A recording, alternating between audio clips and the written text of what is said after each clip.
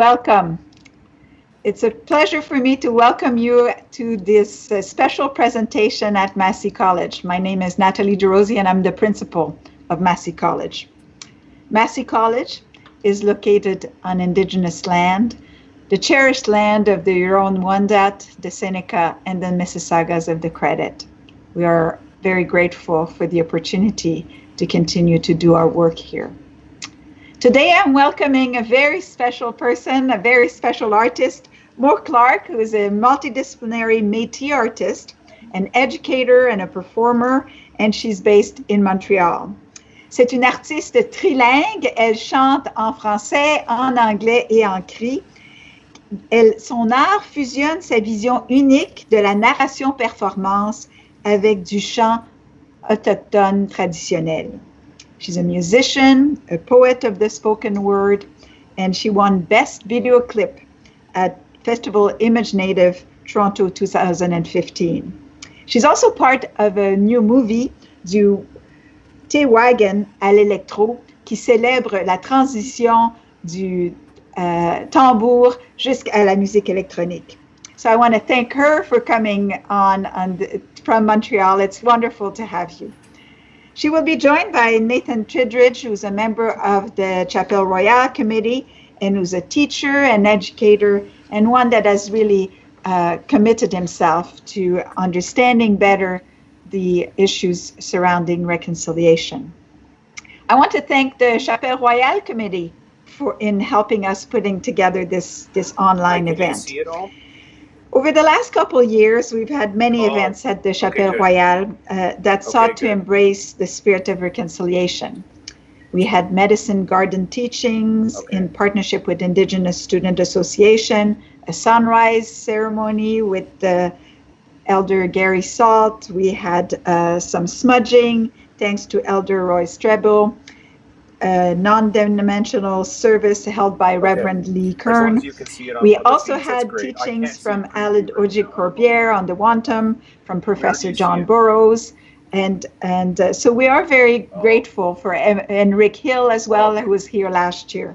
So I just want to say how grateful we are for the group that is working so hard to bring together a vision of reconciliation. Canada's third Chapel Royal, the one at Massey, was created in partnership with the Mississaugas of the Credit, and it's grounded in the relationship between the sovereign and First Nation, particularly the one enshrined in the treaties such as the 1764 Treaty of Niagara. So the Massey's Chapel Royal is an interfaith space, and we're trying to promote conversations about reconciliation, about respect. Throughout the Massey dialogues that are on this channel as well, we've had a chance to hear Phil Fontaine's view on the future of reconciliation. In the coming weeks, we also will be discussing resource development in Indigenous law. So today I want to just celebrate, and we're so delighted to have Moe Clark with us. This is her keynote performance, music and miskâsowin. Here it is, Moe Clark. Tansei, hello everybody, Nitotamak, hi friends, hi family, hi everyone who is gathered from your own unique territories and lands. I just want to thank Massey College for hosting this and everybody who has been a part of the creation and the making of this event. Hopefully it will all function swiftly. And just to say that this keynote was originally intended to be a live presentation at Massey College in late March, but due to COVID, it's coming at you in a different way. So I want to thank everybody who's made this moment possible. And I light a little bit of sweetgrass to activate the space and to call in the ancestors and to welcome you to this keynote. So without further ado, here is music and miskâsowin.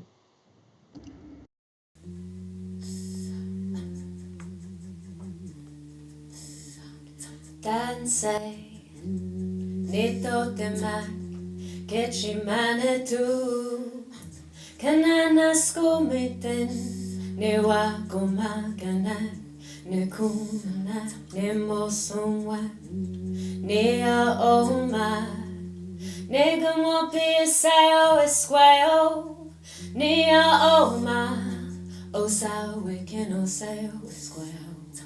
kananaskômiten gagawin aski ishkotewa nibi awa yuthin awa asani awa. I am here, 2 legs to land. I stand in gratitude for all of creation, all of our nations. Nia oma âpihtawikosisâniskwêw, nêhiyawêwin, Français, Norse, English, this is me. I stand in Jojage, Niawen, Ganyege Haga, Muniang, Anishinaabe, to all the directions, Sawenok, Pagissimotak, Kiwetenok, Sagastenok. To all the 4-leggeds, the 2-leggeds, the crawling, the creeping, the slimy, the slithering, the flying, the swimming ones, those returning home in springtime. Kananaskômiten miskâsowin, mahigan miskâsowin mostos. Kananaskômiten pisim awati piskawi pisim, ayeki pisim to the frog moon, those who walk between worlds. Kananaskômiten to all the generations, past, present, and yet to be born, yet to be born. Coming from the stars, Achagosak, back on Ekijik, âpihtawikosisâniskwêw, Wesagi Jack, to all the star beings. Kananaskômiten pisimawa wâhkôhtowin, sagitowin, kisewatotatowin, kitamagitowin. Thank you for being here now. Thank you for coming into my living room this afternoon. This is unusual. Originally, I was supposed to speak at the Chapel Royal Symposium in Toronto in late March, but instead I come to you from Montreal, in the unceded territory of the Kanien'kehá:ka, the Mohawk people. I want to give thanks to you. I want to give thanks to all creation. Hello. As an artist, I move between worlds. âpihtawikosisâniskwêw. This concept originally comes from Marjorie Bocage, but I learned it from Cheryl Lirondelle. It means the in-between people or beings. Some call us two-spirit or indigiqueer, but âpihtawikosisâniskwêw feels like a fit for me. I've often felt that during my life, I've walked between worlds. Perhaps this is an inheritance from my Métis relatives, who are otherwise known as the road allowance people. They built their makeshift homes in the margins, on crown land, and at the edge of roadways when they were pushed out of their own territory. Throughout my life, I've learned that the things I knew are constantly being questioned and challenged, and the things I thought I would never know have now become gifts I carry in my bundle. As a multidisciplinary artist, in-between person, I have a lot of different roles that I play in community. Sometimes I'm invited to facilitate workshops for youth in lockdown facilities. At other moments in the past, I've traveled the world to perform at festivals, to give talks, and I sometimes find myself walking up Saint Laurent Boulevard with a group of kin and community, playing my drum and singing for a vigil for missing and murdered indigenous women, girls, and two-spirits, or perhaps at a land protectors gathering for the wâhkôhtowin. But right now, and in more recent times, you can find me singing in my living room. Like many of us, giving the best solo performances of our lives. But no matter where my path takes me, I will always be âpihtawikosisâniskwêw, Métis Two-Spirit Iskwêw, born and raised in Treaty 7, at the meeting place of the glacial Bow and Elbow rivers, otherwise known as Calgary. As an artist, the work that calls me home is often intergenerational, whether that be collaborating with elders, youth, or both. Interdisciplinary, traversing thresholds of music, performance, and visual art. And relational, valuing land-based, collaborative learning as central ways of knowing, and ceremonial practice as creative kinship. These are just some of the parts of my bundle, and as I move into this talk, I want to share a little bit with you how I got there. But to begin, I want to ask you, what do you call home? Who? Where? A place you feel safe, belonging. What color of light? What texture of sky? Maybe you're in bed, or dancing at the edge of a river. What do you smell? What do you hear? And while you journey into this place, I want to sing you a song. I want to invite you to feel the weight of your body touching the earth, being held. I invite you to breathe deeply into your belly, your body, this moment. Feel the water inside you like river pathways, intersecting currents weaving in and through each sound. Feel what wants to wake up inside you as the sound touches your skin and travels within. And while you bring awareness to this new sense of expansion, observe what shifts inside you. Return home.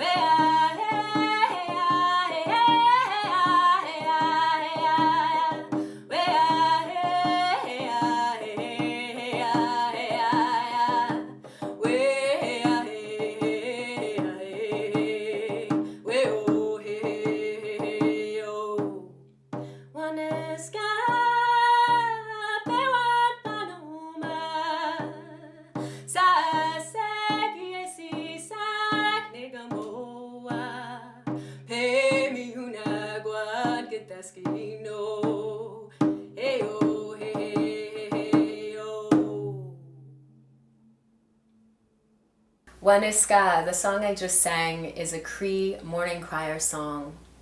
Wâhniska, wake up. The dawn has arrived, the birds are singing, and the land is looking good. Imagine a time before alarm clocks.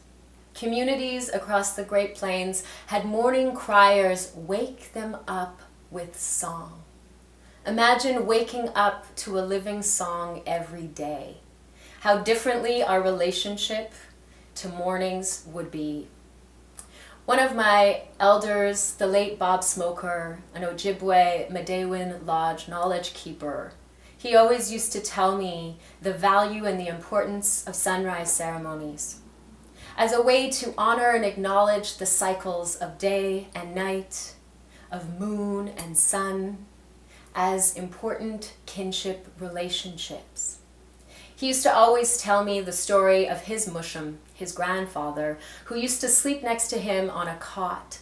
And he'd wake up and he would stretch out every morning at sunrise and he would say, I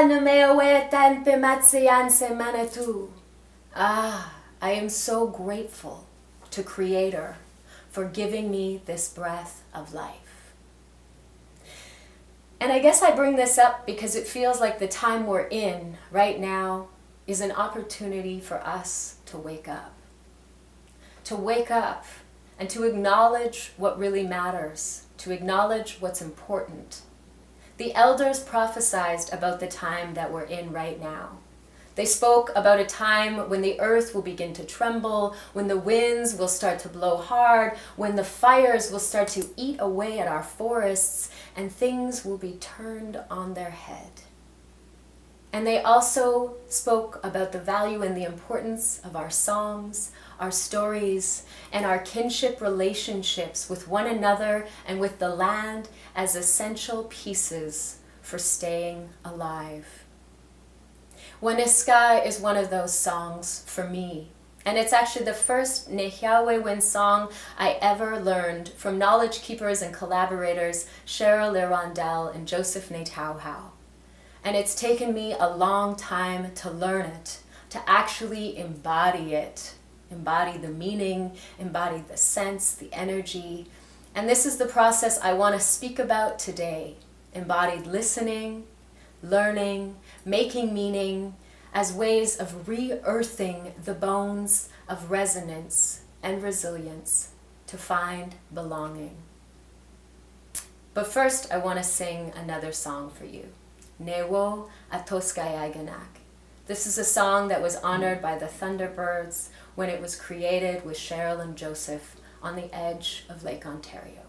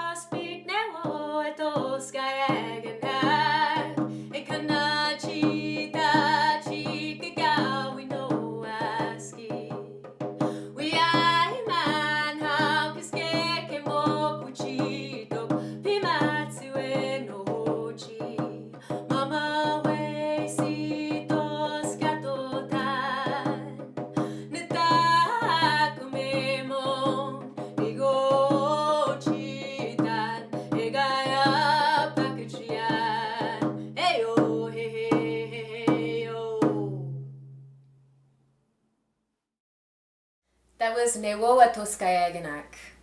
Try it with me. Nêhiyawêwin. Normally people stumble over the word a few times, but then eventually it starts to find its meaning and its place. That song is in honor of the 4 workers who are cleaning this land, and it's also in honor of our collective âpihtawikosisâniskwêw, our collective resilience, perseverance, and our ability to keep practicing, no matter what happens. So this talk, music and miskâsowin. Why music and what is miskâsowin? Music crosses thresholds. It taps into our deepest memories. It mobilizes us to dance, to sing, to heal, to protect that which we hold sacred. It aligns our nervous systems and it increases our chances of survival. It is survival. I consider music to be a basic human need. It is a living being. All of our cultures have been singing and making music since the beginning of time, since the beginning of our 2-legged existence. I can still recount the songs that we used to sing around the campfire when I was a child. Cypress Hills, southern Alberta, the smell of pine, the whisper of aspen and cottonwood leaves in the canopy, smoke rising beyond the canopy into the Milky Way sky. My grandparents, family, and I, we would sit around this campfire and we would sing songs for what felt like hours. Simple, playful songs that weren't necessarily sacred songs, as I've known songs in ceremony to be now. But when we sang them, it was sacred. It was ceremony for us. As a child, I was incredibly quiet and shy, but song was home. I consider song to be my first language. Miskâsowin. Miskâsowin is a Nêhiyawêwin Plains Cree sacred teaching and one of the principles acknowledged by the Treaty Elders of Saskatchewan. Miskâsowin, to find a sense of belonging, to find one's place within the circle. For me, music is miskâsowin. It is an ongoing journey of embodying and reclaiming relationship to self, to spirit, to community. So it feels complementary to say that music and miskâsowin are part of the same constellation. And given that they are living beings, also means that we don't belong to community in the same way all the time. We don't belong in the same way with each community, person, or place. We belong differently. We resonate differently. Resonance is belonging. It is balance, prayer. For Joseph Nêhiyawêwin, one of my adopted uncles and Nêhiyaw storyteller and knowledge keeper, he proposes, one of the reasons miskâsowin was a foundational principle for treaty making is that the elders must have known that people would be searching for their identity after the treaties were signed. The colonial process has created so much rupture, fracturing communities, separating people from their families, their language, their culture, their land. And when those missionaries came, they knew what they were doing. They forced so many of us not to speak our language. They forced us down on our knees. We were beaten. But miskâsowin is a directional process, returning to find identity. Some people don't decide to go back to their culture because there's too much pain, there's too much shame. It's a journey and some don't return. But some do go back, and they go back to language and culture by singing. This is reflected in my journey. I didn't learn about my Métis ancestry until I was a teenager, after my Métis grandpa passed away. It's been a slow remembering, often painful but also transformative. I started out by attending the Métis Nation of Alberta gatherings with elders, with youth, storytelling and talking circles. And from there I started to find and connect with community and restore these roots. Cheryl Lerondelle, a Cree Métis knowledge keeper and auntie, she was the first one who suggested to me that I learn nêhiyawêwin, Plains Cree language, which is one of the languages within Michif, the language of the Métis people. But she said, you learn best through what you do well. So it's a good idea if you learn nêhiyawêwin through song. And so began an ongoing collaboration with Cheryl and Joseph to create, compose, and recently record songs in nêhiyawêwin. This creative kinship began in Katepwa, Capel Valley, Treaty 4, one of the stopping places my Métis relatives came through when they were pushed out of the Red River after the Northwest Resistance. From Katepwa, we've connected in other territories, and each time we've received guidance from elders, from the land, ceremony, and the relationships we've built together. And these songs, in turn, have become vibratory signatures of all these relationships. And each time they're sung, they help us remember those relationships, animate the teachings, the ceremonies. They bring us back to the land. For me, singing in nêhiyawêwin has been an act of decolonizing my land, my territory, my being, and miskâsowin, finding belonging, asemina, again.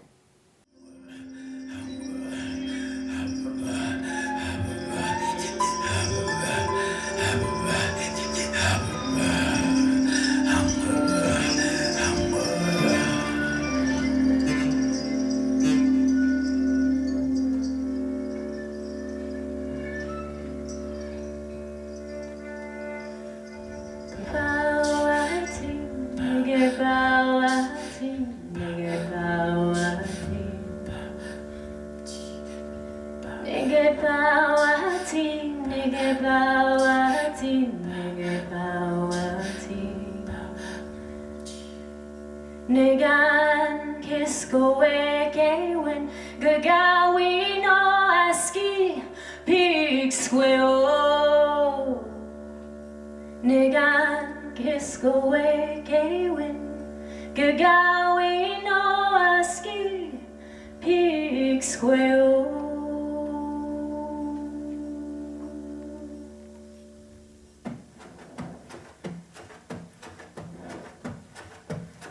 Nigga power ting, nigga power ting, nigga power ting. Nigga power ting, nigga power ting, nigga power ting. Nigga kisko weke when gaga we no aski pigsquew. Nigga kisko weke when gaga we no aski pigsquew.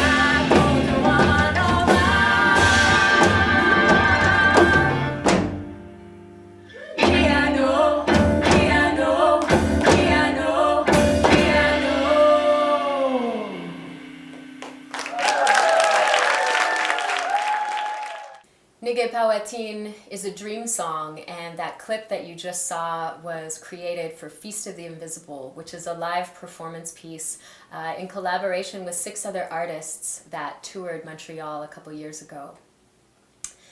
Now, it would be dishonest if I made this process of learning a language through song out to be one of total ease, free of obstacles. It certainly hasn't been. One of the most difficult and ongoing parts of this process has been navigating, learning, and recognizing the shame, the frustration, the grief, all the emotions that have come up while trying to learn, embody, and voice a language my family was never given access to. And part of this has also been dropping into a sense of felt worthiness. I remember thinking, who are these people who have adopted me as one of their relatives and who are now teaching me and guiding me on this journey of learning a language? Why did they choose me? When are they going to see that I know nothing, that I'm an imposter, that somebody else is obviously more worthy of these gifts and teachings than I am? At moment, these thoughts were deafening. The desire to run, to freeze, to scream. But these 2 adopted kin have stayed with me, and to this day, they continue to show me wâhkôhtowin, love, wâhkôhtowin, kindness, âpihtawikosisâniskwêw, empathy. They've helped me to find, as Anishinaabe Leanne Simpson writes, islands of decolonial love, sites of refuge. And in these sites, we've offered chistemau, tobacco. We've tied up wipanasana, our prayer ties. We've smudged, we've prayed, and we've sung.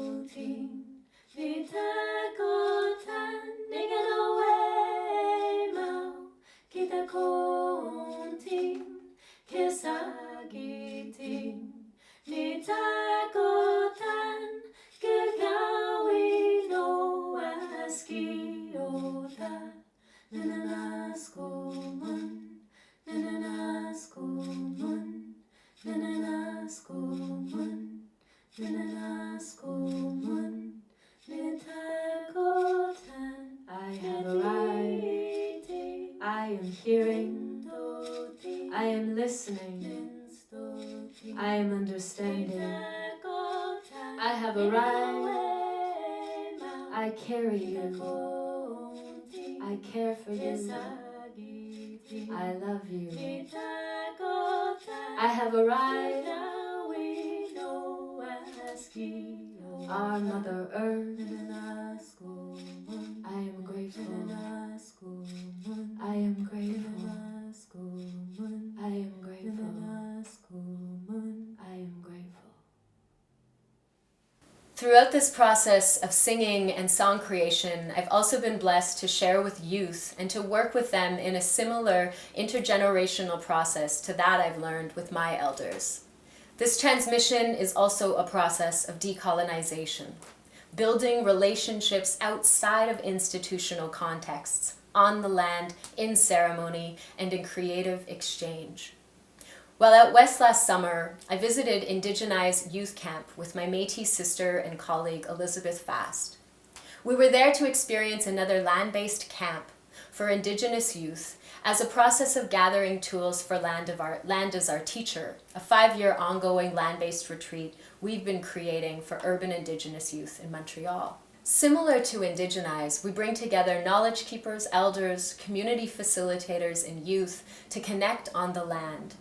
Using participatory exercises, educational sharing, and ceremonial practices, these camps are built to teach, decolonize, and support youth in reconnecting with culture, community, and the land, while instilling a sense of belonging and positive identity. So we found ourselves at the edge of the Similkameen River in the Chukchiwea territory of the Syilx people. Over 50 Indigenous youth from various communities and walks of life gathered for this teepee camping, land-based exchange. I brought with me my âpihtawikosisâniskwêw, my drum, because I travel with it wherever I go, and whenever I'm called, I sing. This is one of the gifts and responsibilities of being a âpihtawikosisâniskwêw carrier. You bring it with you, and you sing with it whenever you're asked. I remember Seneca elder Sadie Buck sharing, "Sometimes you gotta sing all night long. If that's what the ceremony requires, if that's what the people need, you show up and you sing." One afternoon while at the camp, one of the youth approached me to ask me about my drum. They wanted to try it out, hold it in their hands, connect with the beat. They'd seen me singing at the campfire and they were excited to learn. So I showed them how to play it with care and respect. I also showed them how to smudge it. For us, âpihtawikosisâniskwêw drums are alive. They are animate beings. They aren't objects as they might be considered in a Western worldview of music. They have spirit. They're made from trees, they're made from animal skins, and as such, we respect them by smudging them with sage smoke or sweetgrass. And so I taught the youth a few beats, I shared some teachings, and they were pretty quick at picking it up. And then the next day, they returned with 2 of their friends and 2 drums that they had borrowed from another facilitator, asking me, "Teach us more." So we walked down to the river, and I shared with them some of the teachings that I've learned along the way. Drums are medicine. When we play them, we connect with the heartbeat of Mother Earth and of all of creation. We honor the bear, the salmon, the berries, and all of the creatures that exist on the land, in the sky. Each beat represents a different heartbeat of a different being. And so as we drummed together, our hearts began to beat as one. Sagitowin. The youth opened up and they began to share more about themselves. Kisewatotowin.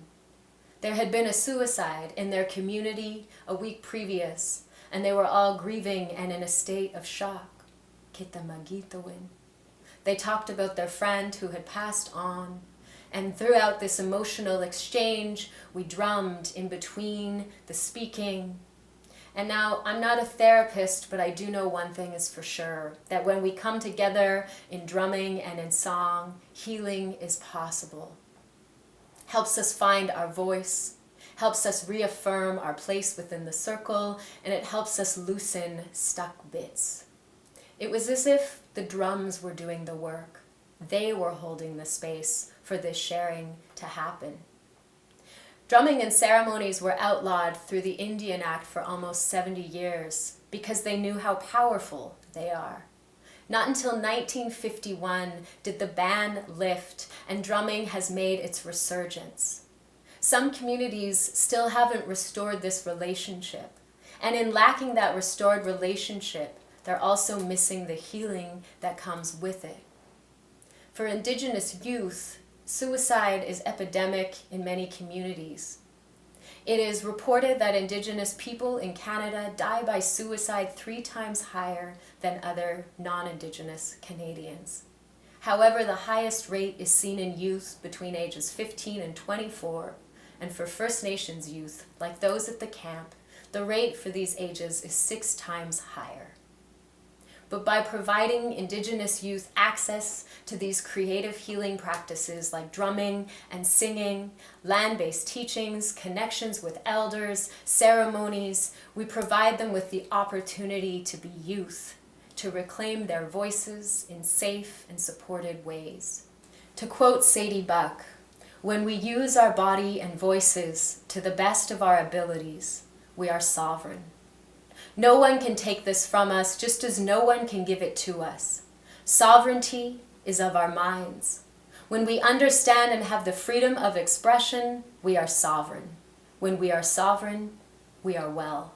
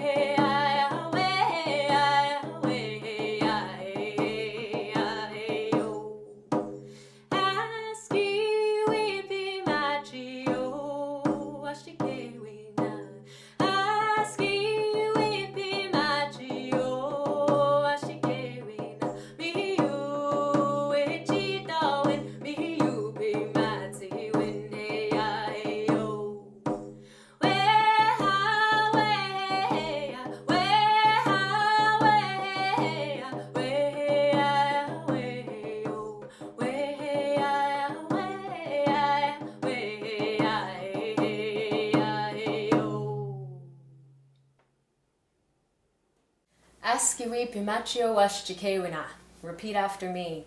Just kidding. This is the first drum song I ever created on my own as a challenge from Joseph Nêhiyawêwin to learn this 12-syllable word.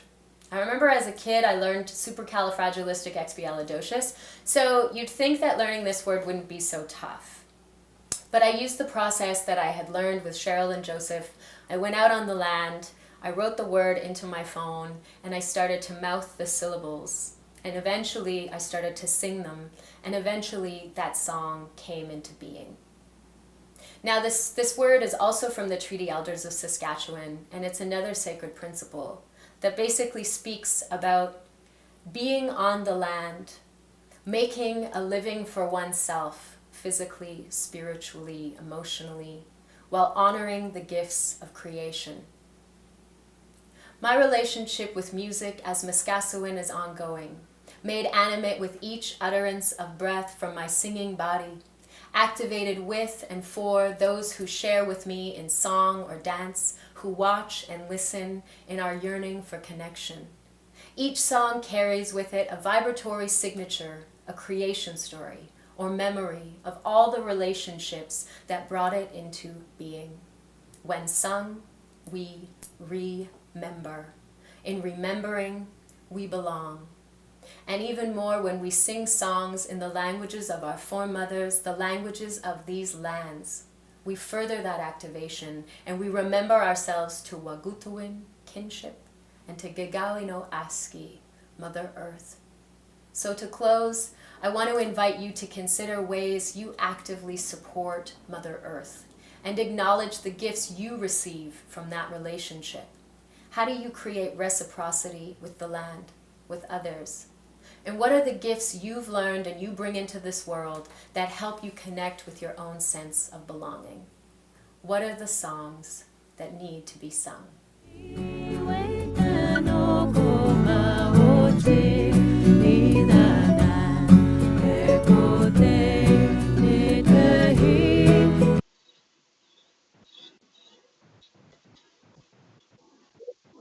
Hi, my name is Nathan Tidridge, and I'm one of the co-chairs of the Chapel Royal Symposium. And I know that some of you might have missed Natalie's wonderful introduction and history of the symposium.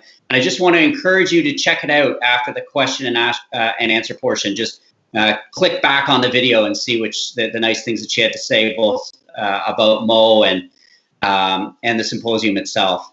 And I really want to thank Moe for this much needed presentation. And natural discussion, I think, to be hosted at Massey, the intersections of music, miskâsowin, decolonization, sovereignty, and identity. Moe, during your performance of Wâhkôhtowin, you asked us to think of where or what you call home. And for the first time in our collective history, the whole world finds itself now sheltering in place. Traditional systems and institutions have been disrupted. And a lot of people are thinking about these very questions. And so I wanted to ask you, how do you think this will shape the new world that's going to emerge out of this time?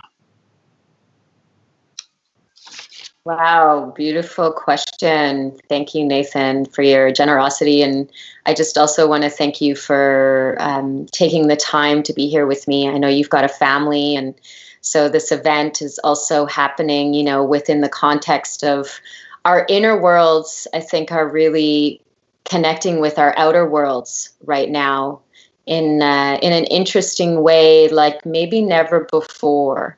And I really feel that this time we're in, you know, as I mentioned in that talk, that the elders, like the old ones, actually prophesized about this time, and that we were really going to need the gifts of our collective care, of our reciprocity, of our ability to listen, to speak our truth, and to kind of go inwards in maybe ways that people haven't had to or maybe been forced to.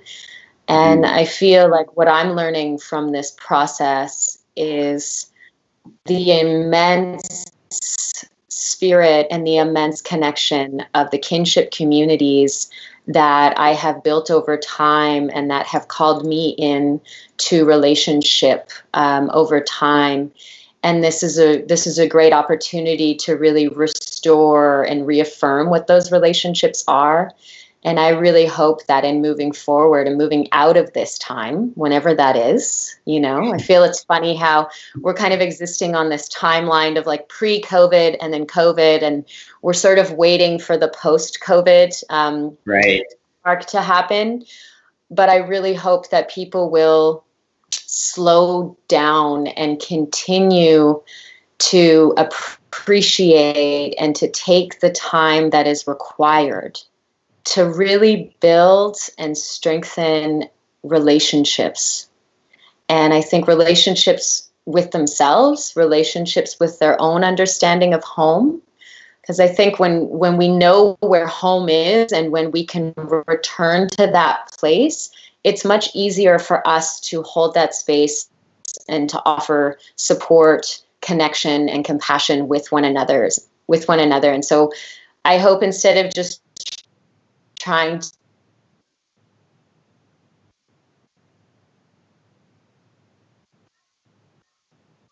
Oop, did we lose Moe? that is collective economy. Pardon? Never mind, go ahead. Yeah, so I think it's really, it's about activating those, the social, the ceremonial, the land-based relational economies, and that there's more than just one economy we're trying to reset, and that needs to be reset. Yeah. It is amazing, isn't it, that at a time of isolation and separation, that there's this coming together going on. You wouldn't think something like this could happen, but that's what seems to be going on for many people. Yeah, it's beautiful. I mean, I've really been noticing how I feel like I almost have like this new calling card, literally and figuratively, to call and to connect with people who maybe I haven't been in touch with as much as I'd like to.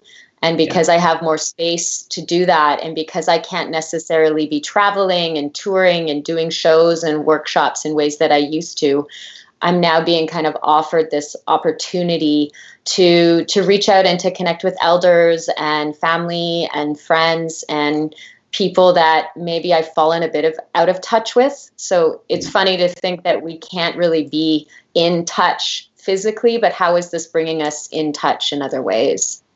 Yeah. Well, in this the community that we've gathered here, we've got some wonderful questions, and so let's get right to them. The first one comes from Mel Lefebvre, and she writes, "I noticed Inuit throat singing in your video, nêhiyawêwin. What is the value of collaboration between nations?" Yay! So Mel is an awesome âpihtawikosisâniskwêw two-spirit friend, fellow Métis, badass. And so, yeah, nêhiyawêwin and a lot of these songs that I spoke about in the keynote, they've come into different incarnations, and they've taken on different bodies depending on the musicians or the artists or the land or the context within which they are being sung, and they are being sort of reanimated. And in that particular performance that we saw in nêhiyawêwin, which is a dream song, Nina Segalowitz, who's a dear friend and collaborator, she is Dene Inuvialut from the Northwest Territories, and she took up throat singing later on in her process.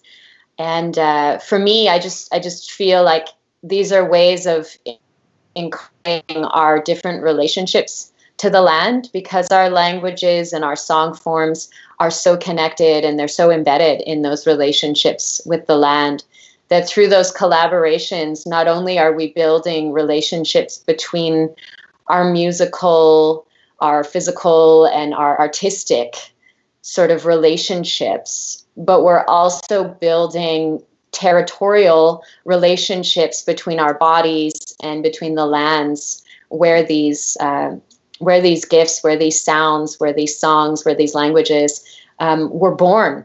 And it's interesting, one of the youth we were working with in the winter for a gathering, he proposed that it's not just reconciliation between, let's say, the crown or a settler state and indigenous peoples. There's also a lot of reconciliation and nation-to-nation building that we need to be doing between nations, because there's been such a divide and conquer practice and process brought on by colonization that's forced a lot of like fighting and a lot of lateral violence. I thought immediately this is part of what you speak about, the re-earthing process. Yeah, re-earthing. So it is. I mean, it's land-based relationships, and I think that song and that music and art and creation, it's taking back the land. Mm-hmm. Mm-hmm. Victoria Hunt has asked, what are some of the challenges when sharing your ceremonial honor songs into institutional settings? Oh, This is an interesting one because I spoke a bit when I was talking about âpihtawikosisâniskwêw and the animacy of the drum and smudging and using our plant medicines like the sweetgrass that I use to smudge and to open up with smoke. You know, a lot of institutions that are really set on having these reconciliation initiatives still don't have within their systems and their structures and their institutions capacities to hold space for our processes and our protocols of acknowledgement and recognition. And so I know I've had lots of conversations about safety. You know, we talk a lot about fire and health safety, but we don't often talk about cultural safety. And what does it actually mean to host indigenous artists from a different part of the world, or to host an elder from next door, or maybe from the land that, you know, you're living on their unceded territory? What does it mean to host and to invite them into those institutions with consideration that there are different and needs that present themselves? And so I think cultural safety also really needs to be part of the conversation. Make sure that if somebody's giving sacred teachings, they offer tobacco. And even if that feels strange and foreign, making connection with Indigenous community members to find out what those protocols look like and what are our gift-giving processes apart from just a monetary offering. What are other ways that we open space and we offer our gifts? That's a really important point. I come at it from an educational point of view within the high school setting. And as they try to introduce Indigenous studies and invite elders into the schools, honoring those ceremonies and protocols are very important and often not well thought through by an institution. Our final question comes to us from one of the co-chairs, Claire Fraser. And Claire asks, in your journey of reconciliation through music and getting to know the land and relearning and unlearning, what were some things that surprised you? Wow, beautiful question, Clara. I mean, I'm currently living in Montreal, in Tiohtià:ke, and this isn't the land that I was born on, and the land that feels inherently like part of my spirit and part of my lineage. But I do feel like we're constantly making kinship relationships and constantly forming new ways of relating. And to be honest, I think during COVID, you know, one of the things that surprised actually how slow I can truly be and how much I appreciate the transitions that this land, and I'll say all across Turtle Island, offers us. And the way that the land is constantly reminding us, constantly helping us to remember that everything is in shift and everything is in constant change, even when we may feel static or stuck or, you know, maybe trapped inside our own emotional, personal, interrelational kind of difficulties, that there's always going to be things that are moving and that are shifting in the world and in the lands around us. And that's as simple as like noticing the worms in a flower bed a couple days ago and seeing a raccoon diving for worms yesterday on the mountain and noticing the buds. So I think for me too, then when I bring that into song, it's how those songs can impart and can bring so much healing and so much peace and different energy each time I sing them, and in different contexts and places that they're sung. And I'm always amazed at how much that can also impact the people and the land that I sing those songs in. And I'm grateful for that lineage and I'm grateful for that practice. So I think that's one way that it surprised me, and working internationally, like when I was in Sami territory, being able to connect with the Sami artist who barely spoke any English, and I don't speak Norwegian or Sapmi, and being able to communicate through the land of our bodies and through the vibration and the sounds that our bodies produce. That is the form of connection.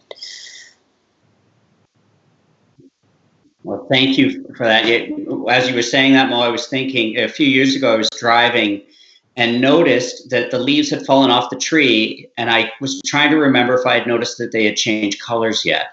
And that's how fast life had become. And so reconnecting to that really resonates with me. Thank you so much for your presentation. I looked at some of your previous presentations, and you can find them on YouTube for those that are interested. And there was one thing that you said that really, well, there's many things, but this in particular, when you said, this was a while ago in 2012, when you said, every thought we have injects the space we inhabit with life. And I really want to thank you for injecting this space with life. And that even though we are a province apart and spread out amongst 20 or 30 people, wherever they are, it's wonderful to be together with you in this community and discussing these really important issues. And I know that people will be thinking about these ideas for a long time. So thank you so much. I know it's been a bit of a journey for the symposium, and thank you. And I just want to thank to everyone else who's been involved with the Chapel Royal Symposium this year, Clara Fraser, Sandra Shaw, for the people at Massey, Natalie, Emily, Aubrey, and Matt. Thank you, Matt. We've appreciated all of your work towards this. But thank you, Mo, and I look forward to learning more from you in the future. Hi, kinanaskomtin. Merci. Thank you, everybody. Yeah, thanks for hosting me. Take care of yourselves.